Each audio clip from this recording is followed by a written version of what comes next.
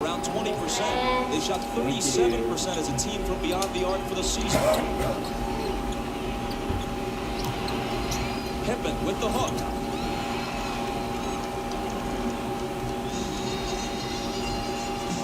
Chicago by 4.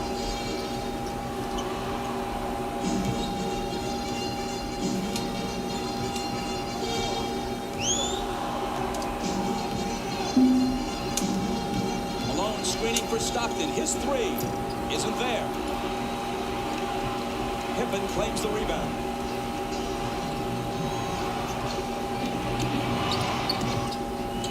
Pippen had it knocked away. Hornacek got a hand on it. Stockton takes it. Dishes it to Jeff, who misses the driving one-hander. Jordan is wrapped up like Keith for the Utah foul. Pippen is really hurting, but he's playing in pain as he takes Adam Keefe into the middle and shoots his patented little jump hook. As he falls to the floor, you can see it's very difficult for him to get up with that bad back. You see him running up the floor, not able to get the type of push and the speed that he normally would have.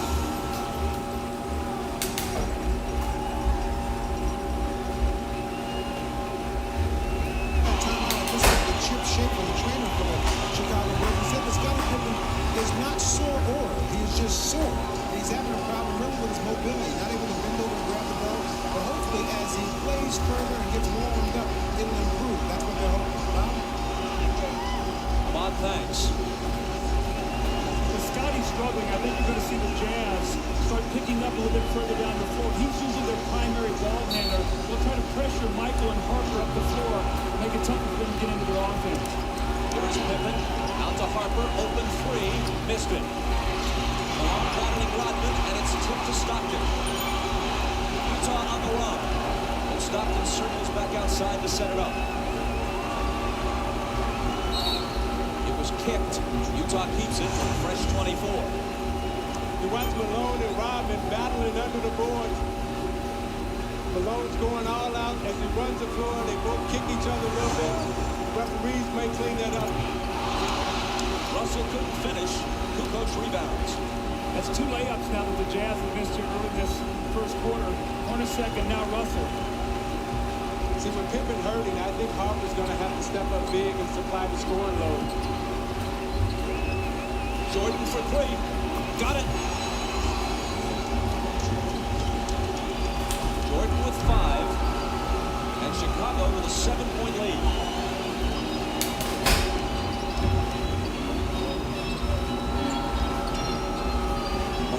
Left block, this time against Rodman. Takes him into the lane. Tries to muscle up, but loses it. Pippen back.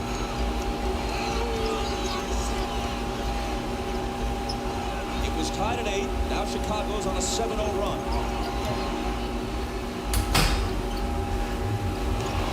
Kukoc. Underneath to an unguarded Harper, and the Bulls have scored 9 unanswered points. Timeout, Utah. You watch Karl Malone in the low post. They're not double teaming him. So let Rodman play a one-on-one. Consequently, when he goes up to put up the shot, he gets stripped. And it leads to this. Kukoc on the drive. The easy dump to Harper. Harper's going to have to step up big inside for the layup. And you're watching the NBA on NBC.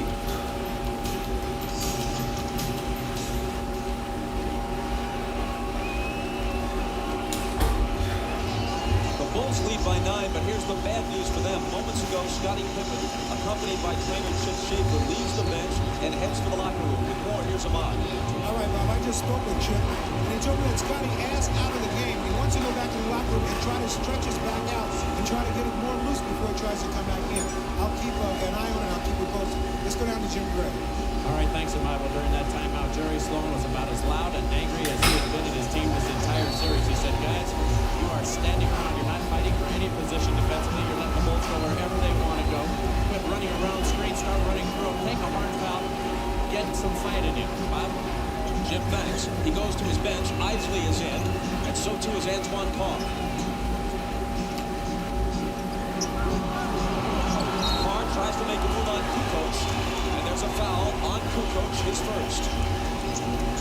Now, Bob, the reason cards in the game is because Utah was playing 4-on-5 offensively. That didn't keep in the game. Scottie Pippen wasn't going to guard him. Now you've got Kukoc who's going to have to play Antoine Carr. So now it's a 5-on-5 matchup. They've got to take advantage of this with Isley and Stockton. Harper right now is on Malone. An illegal defense is called against Chicago. Jack, I think they should have started Antoine Carr. That center position is a revolving door for them with Ostertag and Foster, and it was important for them to get out to a good start. Now they're buried themselves and find themselves in a big hole. Ostertag and Foster have given them nothing in this series. Good pass from Malone inside the Hornacek. Converts it. That's why their lack of scoring at center is why they were interested in Ronnie Cycli and tried to get him from Orlando in a trade that eventually was voided.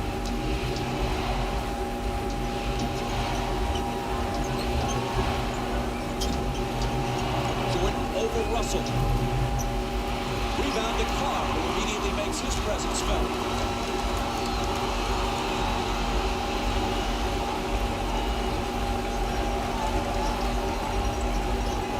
Michael Jordan's illegal now, so the Bulls are all running around.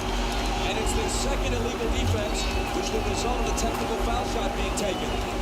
Jerry Sloan just got a technical. Phil Johnson comes over and settles him down a little bit. Jerry's got to maintain his composure right now. He just got the illegal defensive call for a technical. And then he follows it up with a technical of his own. It's Jordan to shoot it first.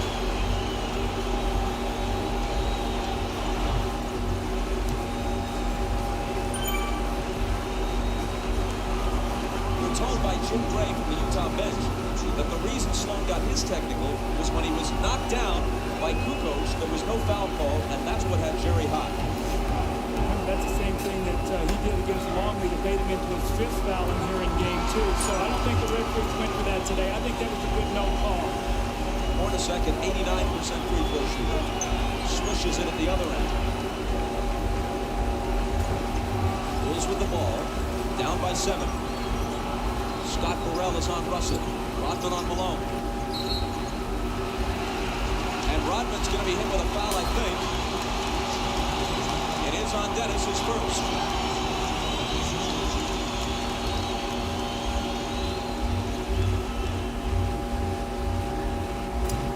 Malone missed the first.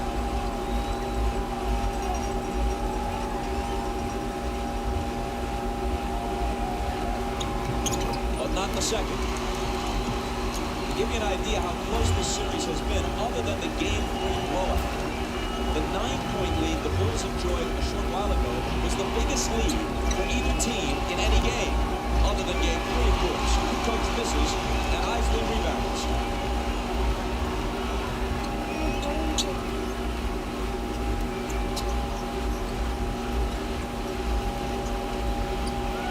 Far against Kukoc. Jumper over it. It's good. So they've got to go to that matchup. There's no way Tony Kukoc can play him. He's too powerful down there. And Chicago wants to talk it over. Their 9-point lead has been cut to 4 with 2:58 to play in the first. Antoine Carr is a much-needed force here. They've got to have 5 guys on the floor that can shoot the basketball to keep Chicago honest on defense. Antoine Carr with the little bang. He gets the space and makes the open jump shot. You're watching the NBA on NBC.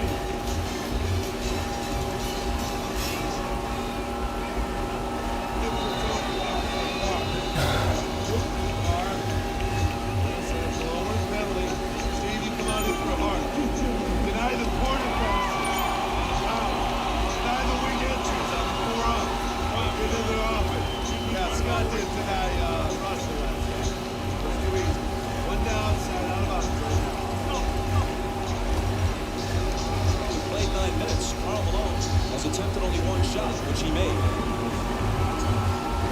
But he's put the pressure on the defense. He's gone to the basket, and what he's done, he's got them in the penalty here early by drawing a lot of fouls on Longley and Rodman. That will take its toll as the game goes on, Bob.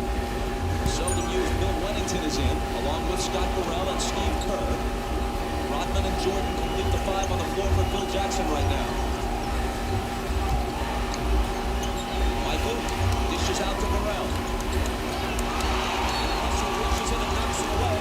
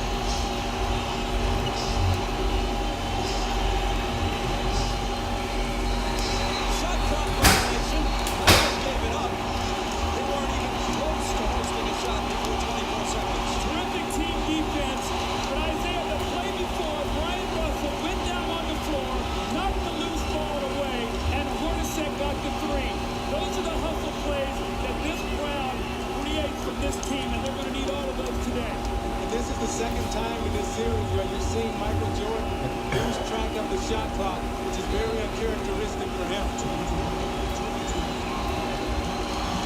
Isley, who's driven in turn, is guarded by Steve as he comes out of the backcourt. It's Malone. And it's Utah with the lead. Only moments ago, they trailed by 9. Carr came in, Isley giving up good minutes. That's been the difference.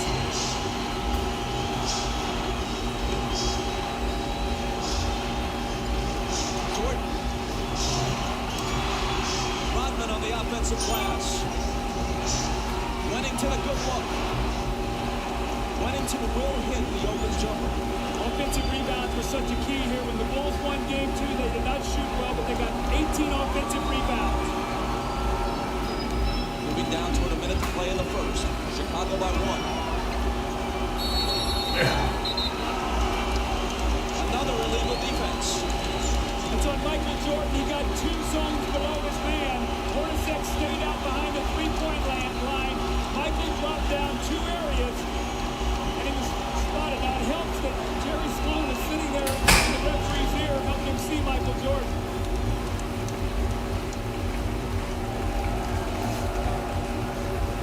Hornacek hits the technical.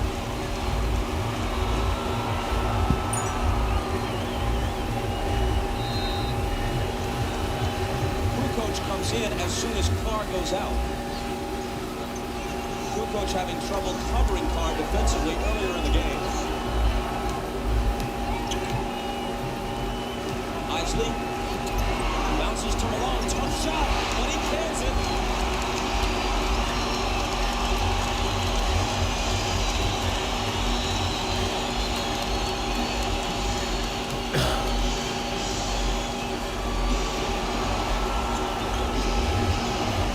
Jordan over Russell. Tied at 22 with half a minute to play in the period.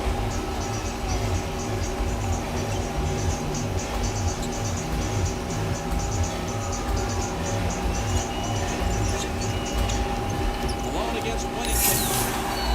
Off balance, hit it, plus the foul.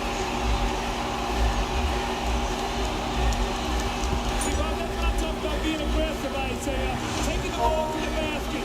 Isley with the give and go. He doesn't settle for the jump shot. He puts the pressure on the defense, and it's a tough shot. And the same thing, he sees Wennington on him. He said, no way, I can get this shot. He bodies up. Now an opportunity for a three-point play, which would give his team a 3-point lead.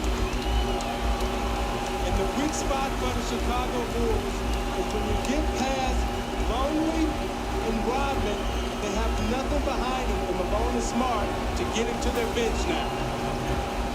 A dozen for Malone in the first quarter. A perfect 4 of 4 from the field.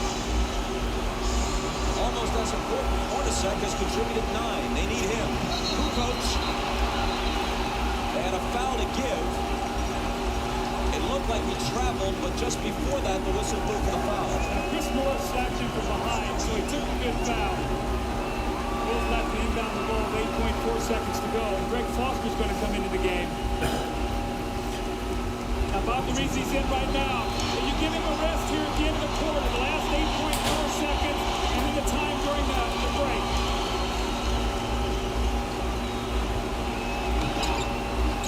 Jordan, double team, forces up the quarter's final shot and misses it. A better start for Carl and for Michael. Once down by 9, Utah leads after 1 by 3. And you're watching the NBA on NBC.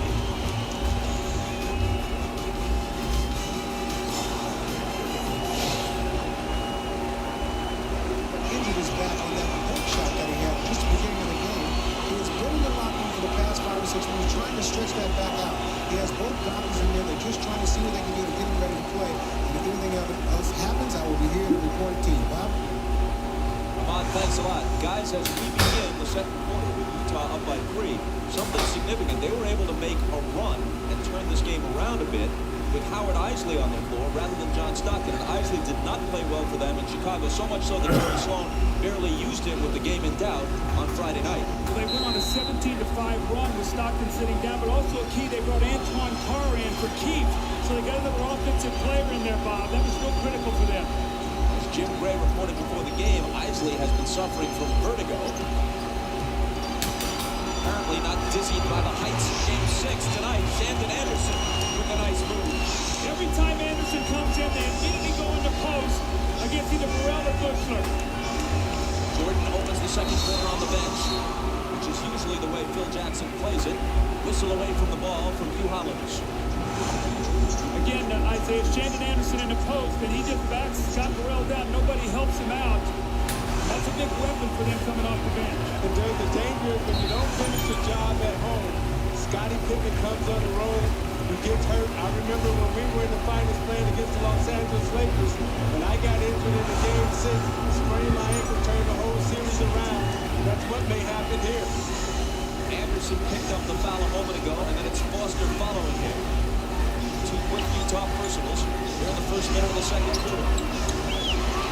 Knocked away from Wennington, ball loose, chips down by Foster. But then he loses it.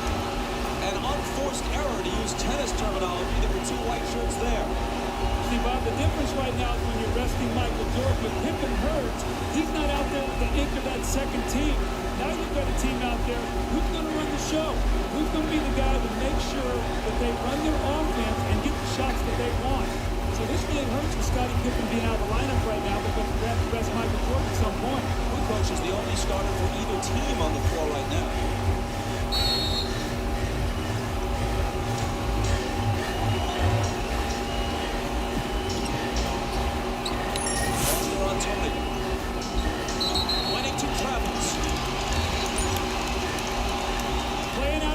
Bill Wennington is a catch-and-shoot player. The kind of guy, Isaiah, that puts the ball on the floor. Rodman to the scorer's table. He'll have to wait till the next whistle.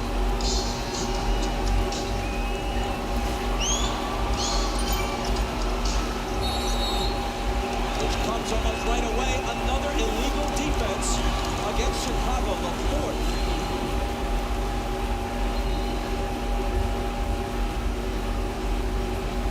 So Isley is selected to shoot the tee. After the first illegal defense, every subsequent one against you results in a technical foul shot.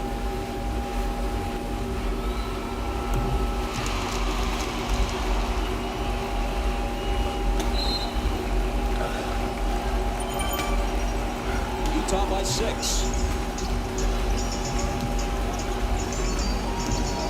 Foster on the move.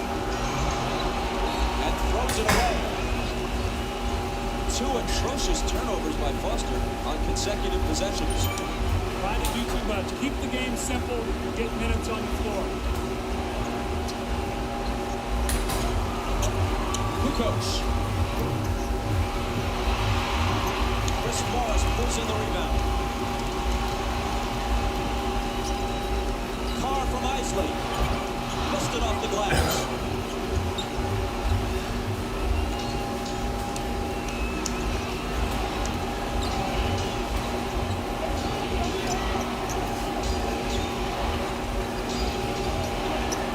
Good pass to Kukoc. Straight back cut by Kukoc. He set him up, then back cut, faked him off the screen. Great pass by Rodman. Great look by Kukoc. See, I tell you, Foster's got to push him over the top. That's what they did in the game 5. Tony got 7 points to start the game.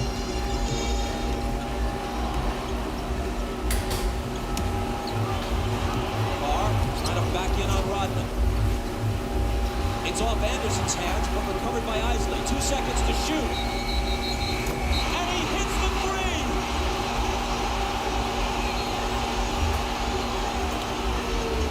Are they calling the shot clock violation? Let's see. Dick Pavetta says yes. And they wave it off, though it appeared to me as if he had beaten it.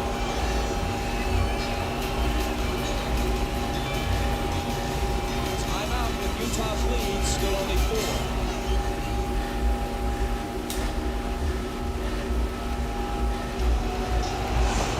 Well, that's a big break for the Chicago Bulls. That should have counted. That's a big turnaround. The Bulls get a big break there instead of up 7 Utah. Now it's only a 4-point game. Jim Gray tells us that on the Utah bench, Jared Sloan said, "That's horrible, but I can't get thrown out of the game. He already has one technical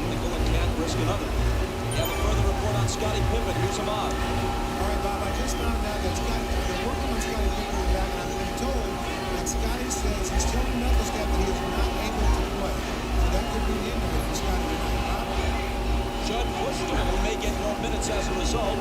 Hits the shot from the side. Michael Jordan is also back in. After resting about 2.5 minutes at the outset of the second quarter. Now, if you remember, Mercer came in and gave Chicago big minutes in that Indiana series. He's going to need to do that again here tonight with no Pippen. Malone around Rodman to the hoop and missed it. Out of bounds off Utah. See, Luke Longley was just big there around the basket, and he forced Malone into a miss. Carl tried to get contact to get the foul, and it caused him to miss the layup, but Longley screened strong that time. Utah does not have a single offensive rebound in this game.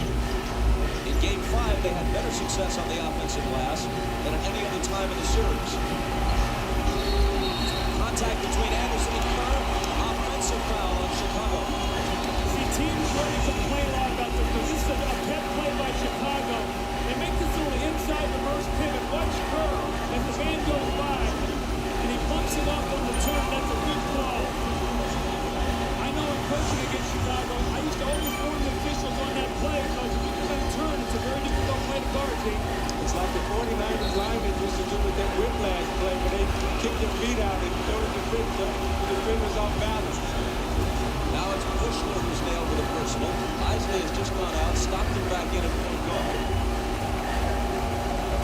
Ryan Russell was also returned to Utah's lineup. That's Russell with the ball.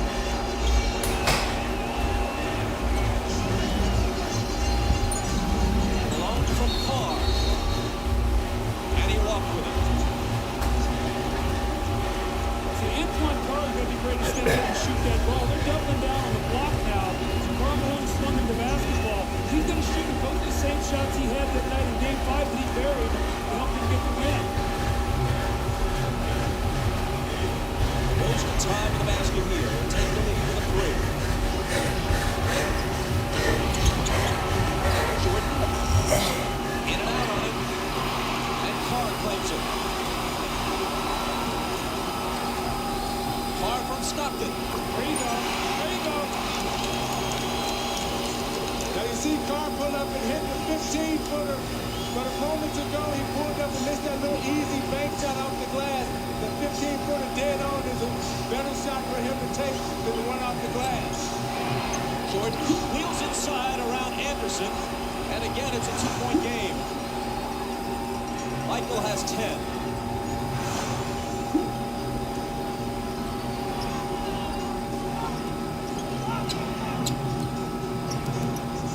Malone in traffic. Got his own and put it back in. That's that first offensive rebound that you talked about. Malone get it and got 2 points. Malone feels very confident against Longley and Rodman right now. He feels that he can get anything that he wants underneath. Jordan, daylight for three. 13 for Michael. Utah by 1. If Pippen can't go the rest of this game, and if there is a Game 7, inside it goes to Carr, and he hits the layup. How much more of the load can Jordan possibly carry? He played 45 minutes on Friday night. It's taking him a whole lot of shots to get his points through the finals. But if he doesn't step up, other than Kukoc, who else can?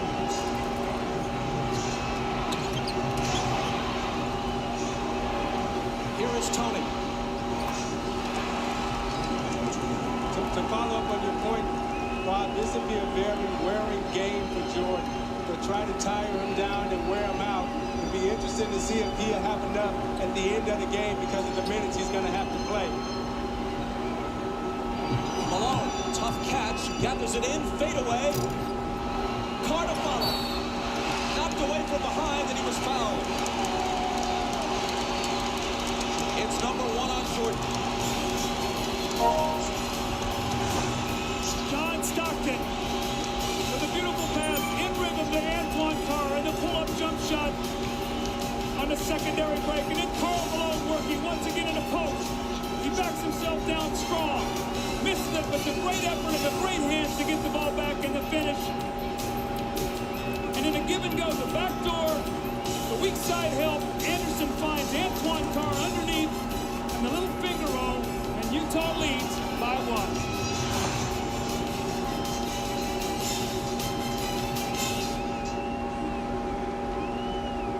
Trying to see if he can come back and play. He was in the officials' dressing room trying to get the stretcher. He has now moved from that locker room to his own locker room, but the word is that he's still unable to play. Bob? Ahmad, thanks a lot. What was the most important regular season game of the year? Undoubtedly the one at midseason here at the Delta Center, where Utah trailed the Bulls by 24 points early, 41-17, and rallied to win. Changed the outcome of that one game. And this series would have opened and ended if a 6th and 7th were required in Chicago rather than in Salt Lake City. It was that win that gave Utah home court and gives them a Game 7 if one is necessary here at the Delta Center rather than on the road. And do the Bulls face the remainder of this game and a possible 7th game either without Scottie Pippen or with a weakened Scottie Pippen? See, with the Bulls depleted right now, the Jazz must keep the pace of this game up. They've got to use their superior depth and just keep trying to wear Michael Jordan down. Jordan into the lane. Tough shot. He was fouled. He'll come to the line with a chance to tie it.